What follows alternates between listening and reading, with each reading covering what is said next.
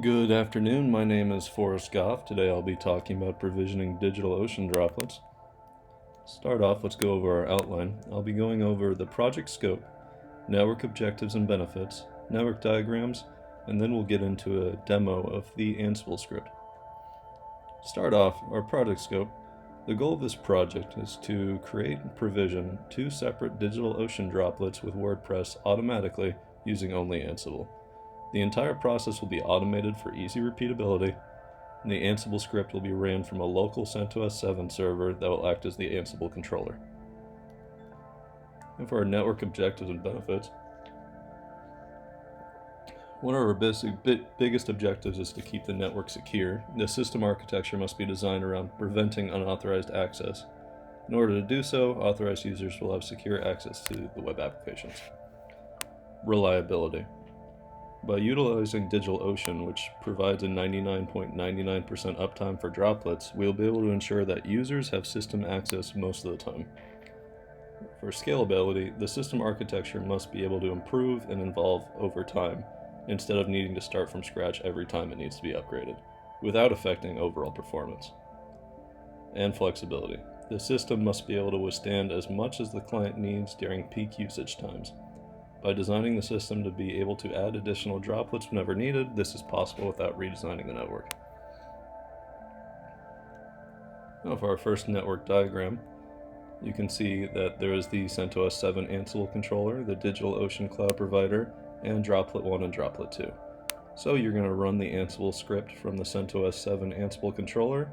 That is going to go to the DigitalOcean cloud provider. It will create the droplets and provision them both with WordPress and a LAMP stack, and then you can use the CentOS 7 or any other computer to SSH into the droplets.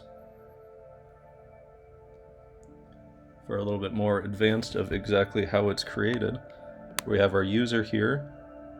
The user is going to try to log in to the provider. We'll send an access application token to the request to the private cloud.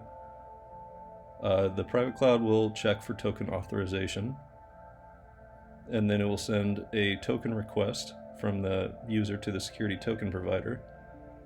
The token provider will send a SAML token, and then you can access it, the private cloud finally, in a secure way. Now we're going to be moving on to our demo real quick, because you can see here, I'm going to refresh the page real quick. There are no droplets created right now. And we're going to go over to our Ansible script, or our CentOS 7 master controller. We're going to run our Ansible playbook. This is going to take a few minutes.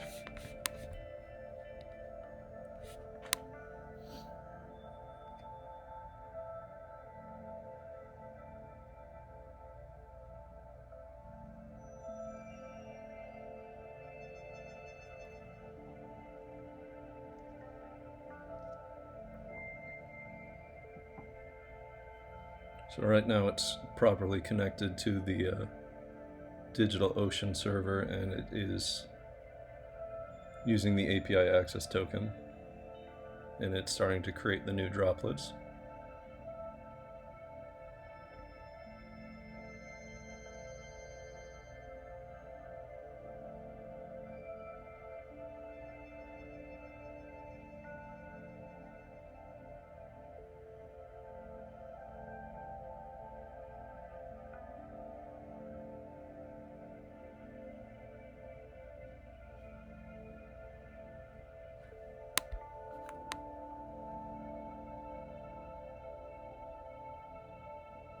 There you go, it's created the new droplets, it's added the host to inventory. You can see all the different sizes and such.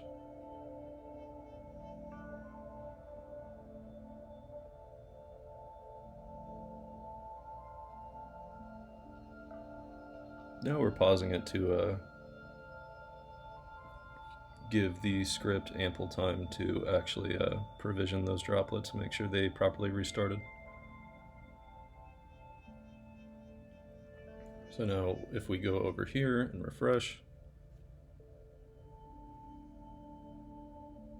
yeah, we should see that 2 droplets were created off the NYC1 server. Now we just need to wait for the script to provision those with the proper stuff for WordPress.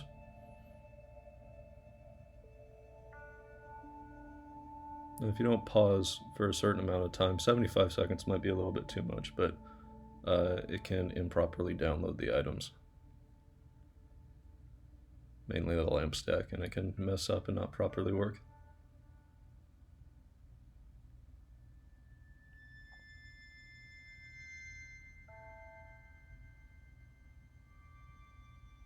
Okay, there it goes running again. It's installing Apple release.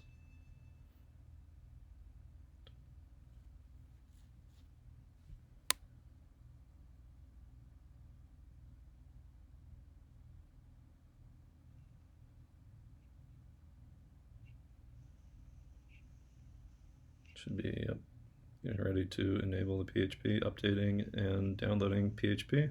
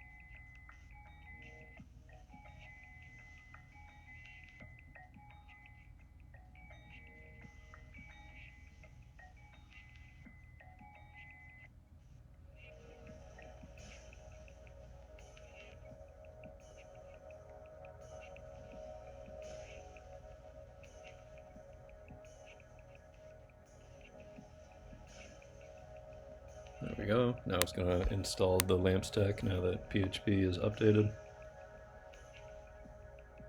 Because we want the latest version, since you can't run WordPress properly on the default version of PHP that's installed using CentOS. So we updated it to 7.2.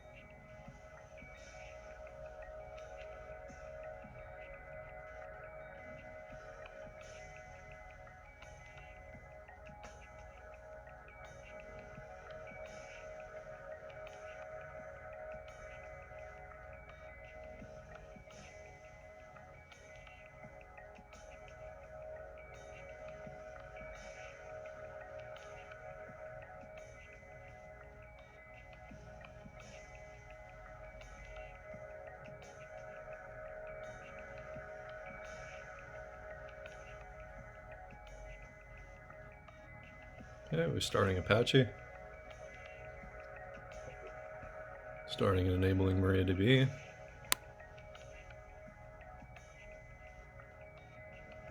Creating the user in the database.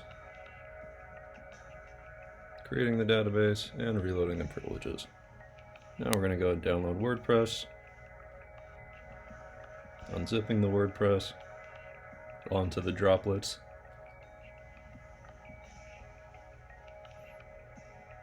We're getting the WordPress settings from GitHub repo.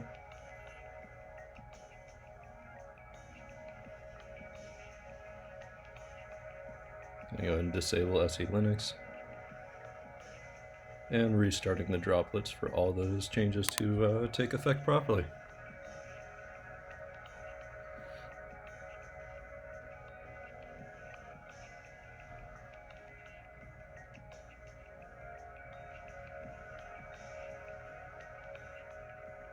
And it looks like everything has gone through fine, so now we should be able to go over here You can click on this IP to copy it, go over here, paste it, go to it.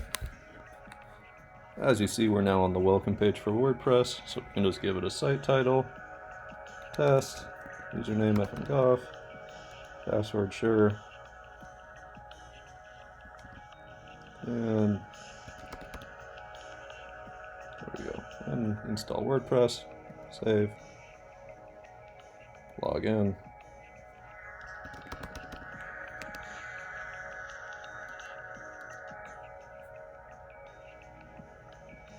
And you can see that we have our own WordPress site that is now being hosted on the Digital Open Droplet. Now to just make sure the other one works, we'll just go enter it.